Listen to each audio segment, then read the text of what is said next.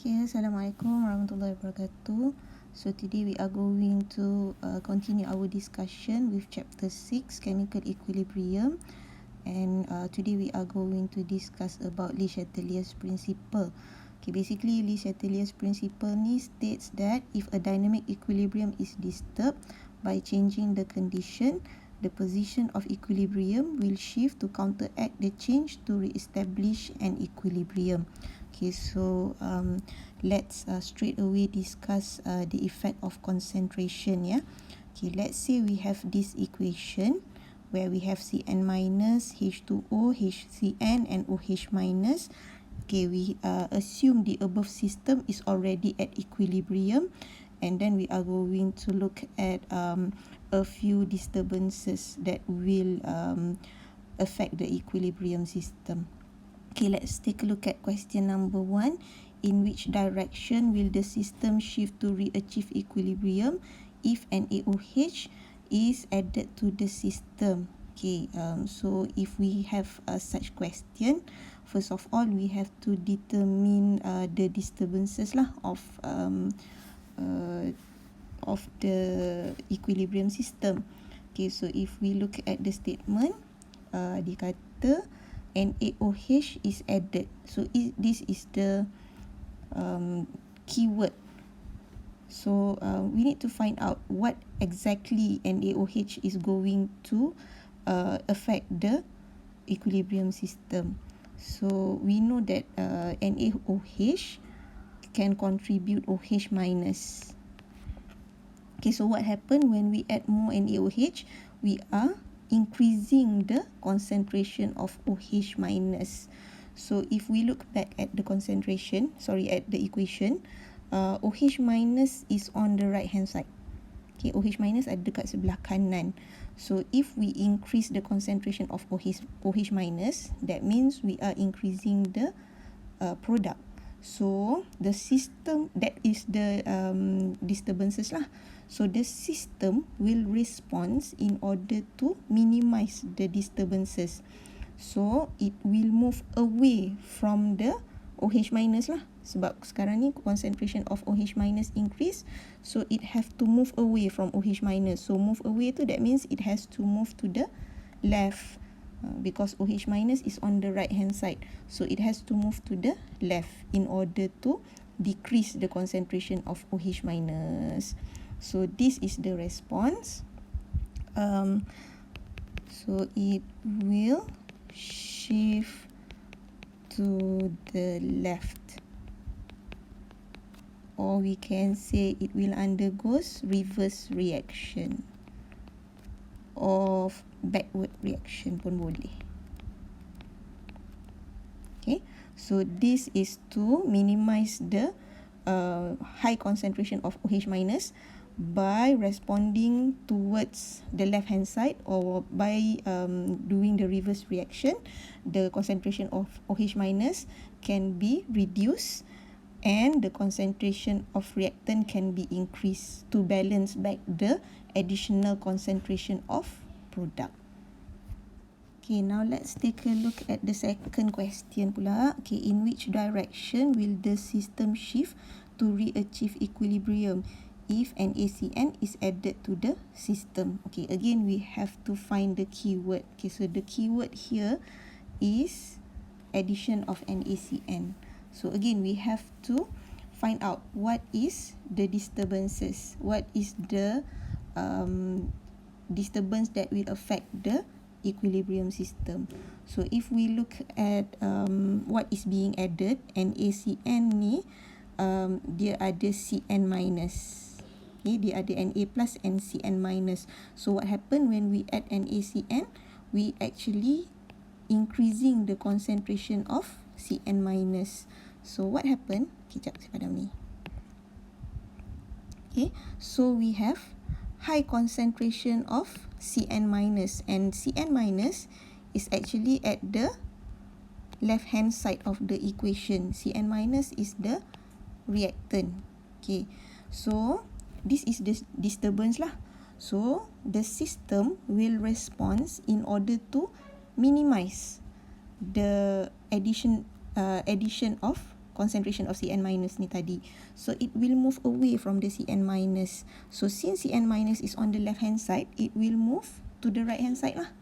Okay, since Cn minus is the reactant, so it will move forward in order to use up the additional Cn minus and produce more product, okay, to balance out the addition reactant. So this is the response. Shift to the right, or we can say it is moving in forward direction lah, or forward reaction.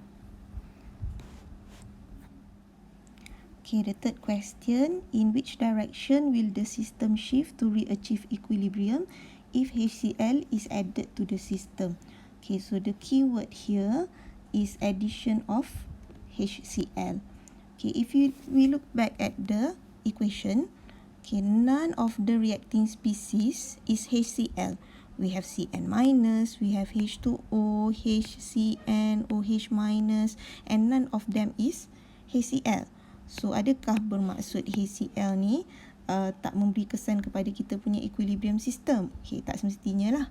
So what we need to do is we have to find out what is the content of HCl. HCl ni is actually an acid lah. So bila acid ni dia ada H+. Okay. And the nature of H+ ni, it will react with OH minus automatically and it will neutralize each other. Okay, so apa yang terjadi bila kita dah tambah HCl ni, it will react with OH minus and the concentration of OH minus will decrease. Okay, so this is actually the disturbances. The concentration of OH minus is decreased. So the response of the system is that it will try to increase back the concentration of OH minus. So to increase back concentration of OH minus, dia kena move towards OH minus lah. So since OH minus is on the right hand side, the reaction will move to the right lah. Okay, it will move towards forward reaction because OH minus is on the right hand side. OH minus is the product. So the system will respond to increase back the concentration of OH minus by moving towards the right. So the response is shift to the right, or it will undergoes forward reaction. Okay, last kali, in which direction will the system shift to re-achieve the equilibrium if water is added to the system? Alright, so again, the key word for this question is water is added. So if we look at the equation, okay, water is on the left hand side of our equation. Okay, but okay, if you look at the equation, this is actually a heterogeneous reaction where all the reacting species is not in the same phase. We have aqueous, we have liquid. Okay, while the rest is in aqueous solution, H2O is pure liquid. H2O is pure liquid, which means that the changes in concentration does not give much significance to the changes of concentration. Therefore, even though the H2O is on the left hand side of the reaction, it will not change the equilibrium system because the liquid, pure liquid does not change much, or the concentration of liquid is considered as constant when in heterogeneous reaction. Actually, it will goes the same if we have pure solids in the heterogeneous reaction also lah. So in this case, although the H2O is one of the reacting species, but it will not change the equilibrium position. So we write there no change. Okay, now we are going to discuss the effect of temperature. Okay, let's take a look at the question. Okay, predict the effect of increasing the temperature on the amount of product in the following reaction.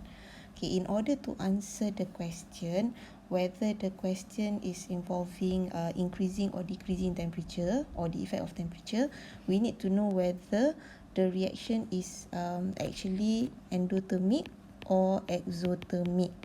Okay, we have learned earlier that endothermic reaction is actually a reaction that release heat or energy, while exothermic reaction is the opposite lah.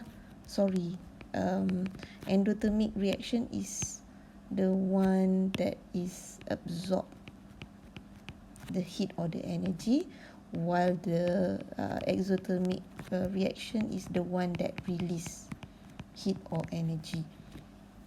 Okay, why we need to know this? Because when we disturb the temperature, whether we increase or decrease the temperature, we are actually adding more heat or taking away heat from the reaction. Okay, so that is why it is important for us to know whether the reaction is endothermic or exothermic. So this piece of information can be given either in the form of delta H.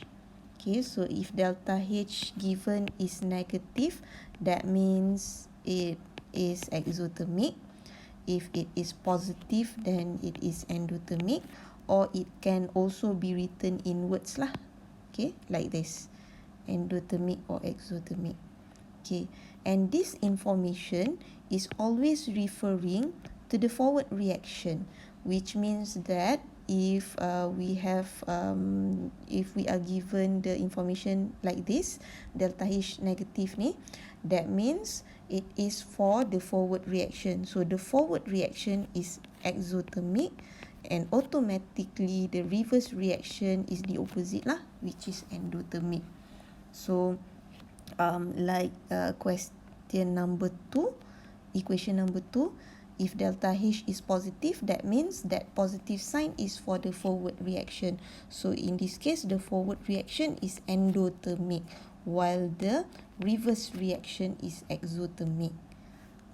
If for equation number 3, endothermic is for forward reaction, exothermic is the reverse, and for the fourth equation, forward reaction is exothermic and reverse reaction is endothermic. Okay, now come back to the question. Okay, dia tanya predict the effect of increasing the temperature. So basically, the keyword here is increasing the temperature. So again, we need to find out what is the disturbance that is being done here. So when we increase temperature ni, actually we are adding more heat to the reaction. So this is the disturbance. So the system will respond in order to reduce back the heat. Dia punya response ialah dia kena reduce the heat. So to reduce the heat, it has to use it up. Dia kena gunakan. Okay, dia kena kurangkan dengan cara dia kena gunakan, use it. Okay, so to use the reaction, it has to absorb. Dia kena absorb heat tu tadi. Dia kena menyerap tenaga yang ataupun haba yang berlebihan tu tadi, supaya haba tu boleh decrease, haba tu boleh dikurangkan. So in order to absorb the heat, it has to undergo endothermic reaction. So when we increase the temperature, which is the disturbance, the response should favors endothermic reaction. So in each case, we are going to find which one is the endothermic reaction lah. So for equation number 1, the endothermic reaction is the backward reaction. Therefore, it will shift to the left. Ataupun undergoes backward reaction ataupun reverse reaction. Okay, while for the second equation, endothermic reaction is the forward reaction. So for this reaction, it will shift to the right or moving forward. For the third equation, endothermic is the one which is moving forward. So sama juga, dia akan shift to the right or moving forward. And the fourth equation, endothermic, is the reverse reaction. So it will undergoes reverse or backward or move to the left. For question B, the question asks, how does an increase in temperature affect the value of K? Okay, question ni dia still tanya what is increase in temperature. Tapi dia punya question sekarang ni tanya apakah effect kepada value of K. Jadi, cara nak menjawab dia masih lagi sama. Kita kena tengok apakah disturbance dia. Okay, so disturbance dia is increase in temperature. Therefore, there will be increase in heat also. So, ini ialah dia punya disturbance. So, response dia kena reduce the heat. So, to reduce the heat, it has to absorb the reaction, the added heat. And it will favors endothermic reaction lah.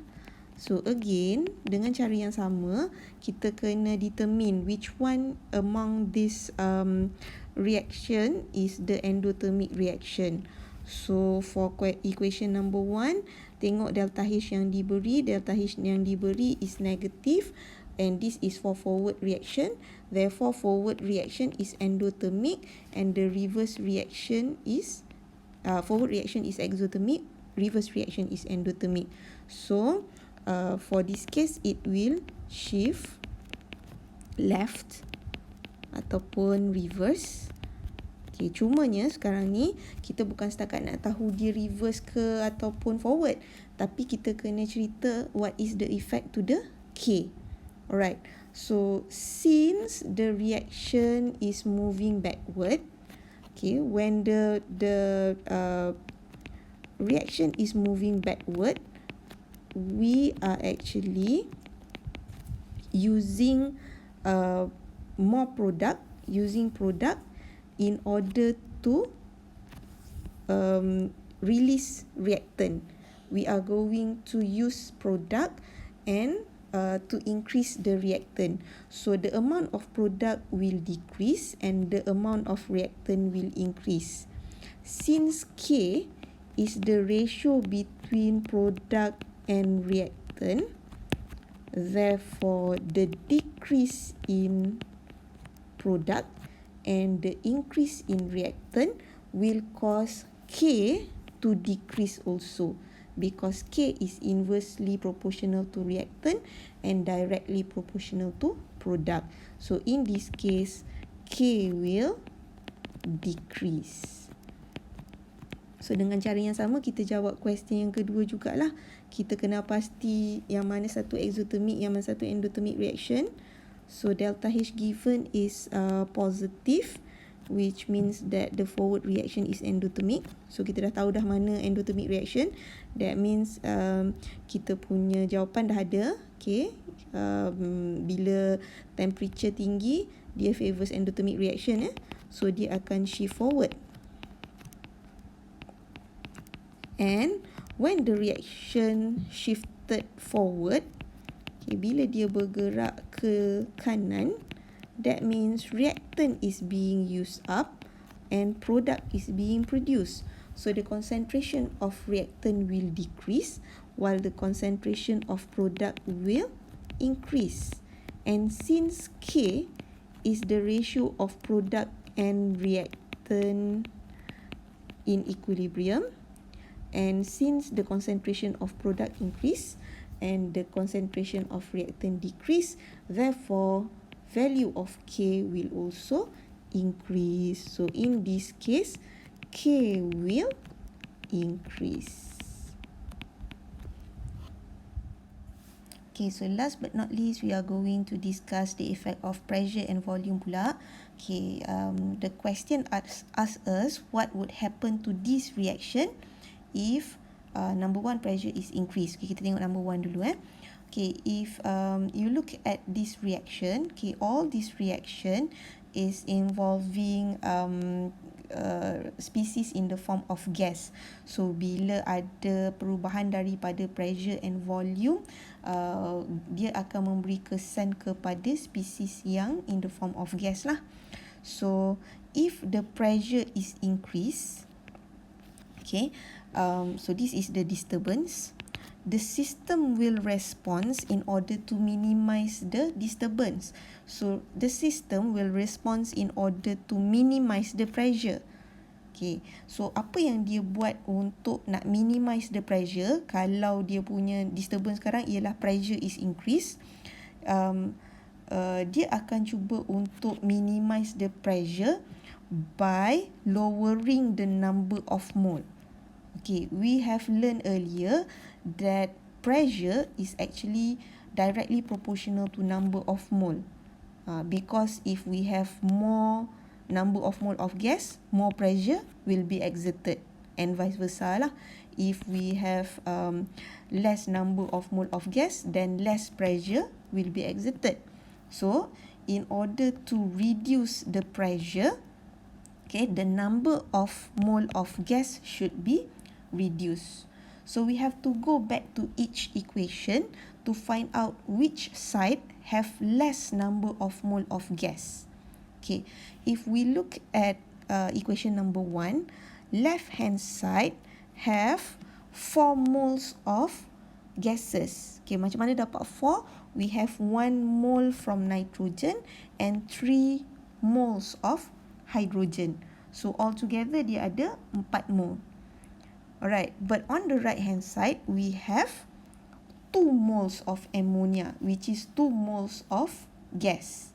So the less number of gas in this case is on the right hand side, kat sebelah kanan. Sebab sebelah kanan ada 2 mole gas sahaja. So the system will favor to the right, will shift to the right, ataupun moving forward. Because on the right hand side have less number of mole of gas, therefore pressure can be reduced.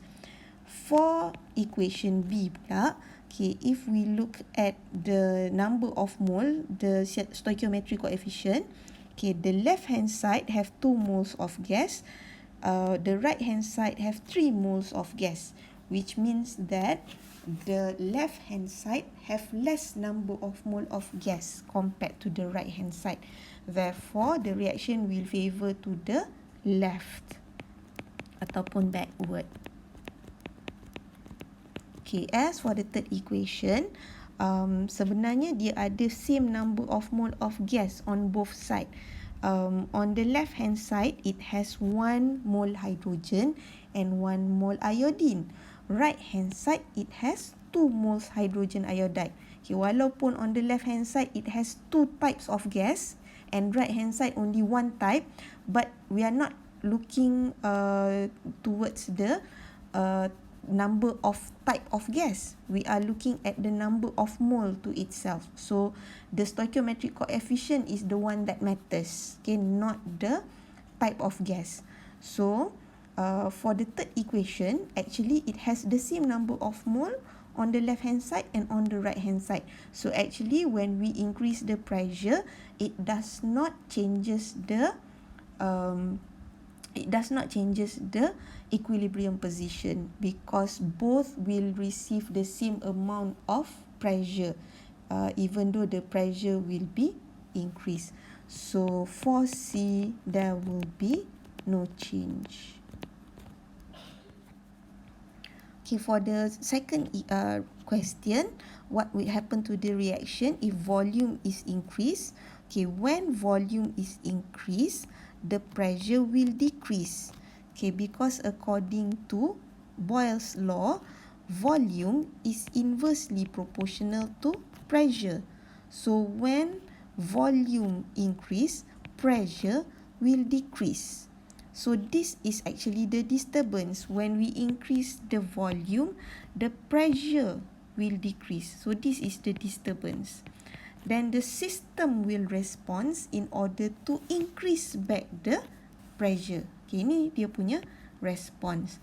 And this time around, since we want to increase back the pressure, we have to increase number of mole of gas. So the answer should be the opposite of what we have in question number 1 tadi lah.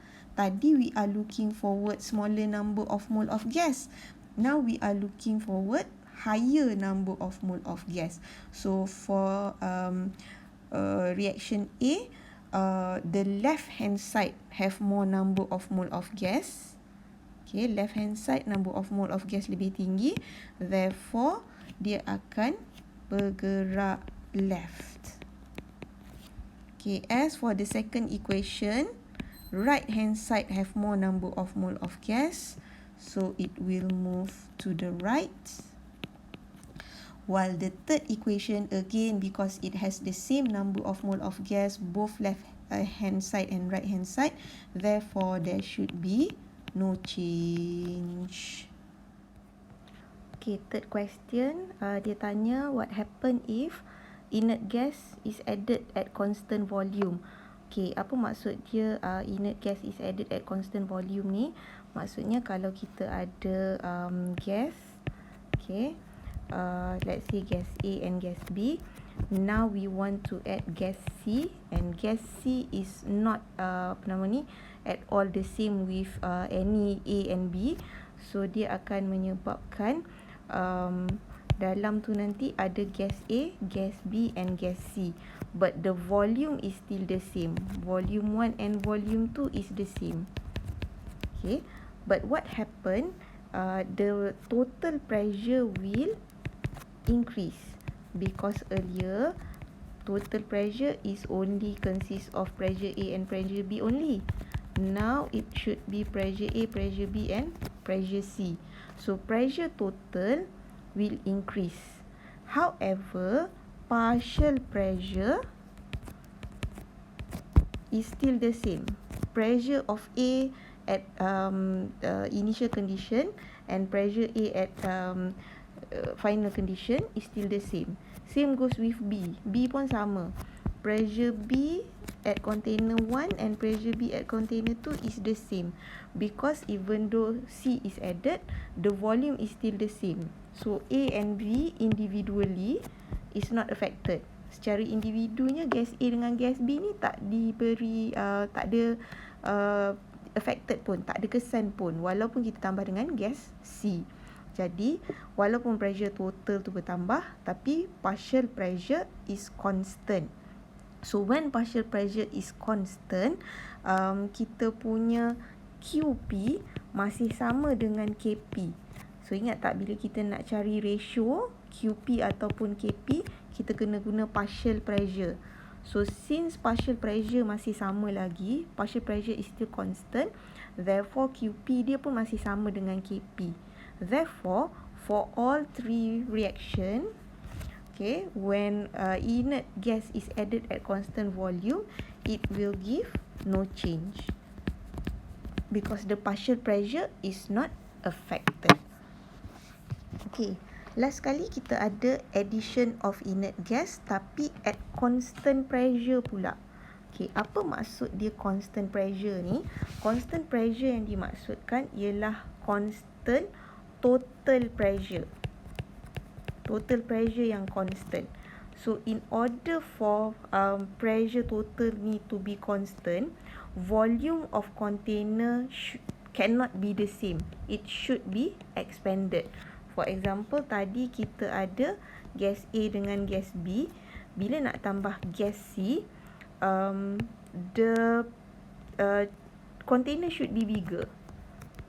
Sebab kita nak buat pressure total 1 sama dengan pressure total 2. Sedangkan pressure total 1 tadi cuma made up of A and B saja. Pressure total 2 nak made up of pressure A, pressure B and pressure C. nak tambah pressure C sekali, tapi pressure total nak sama. So maksudnya the pressure A and pressure B should be lowered, kena rendah. So bila rendah maksudnya volume ni kena berubah, volume ni kena increase. So when we have added inert gas at constant pressure, dia akan menyebabkan disturbance yang berlaku ialah volume increase and partial pressure. Ingat partial pressure ni decrease.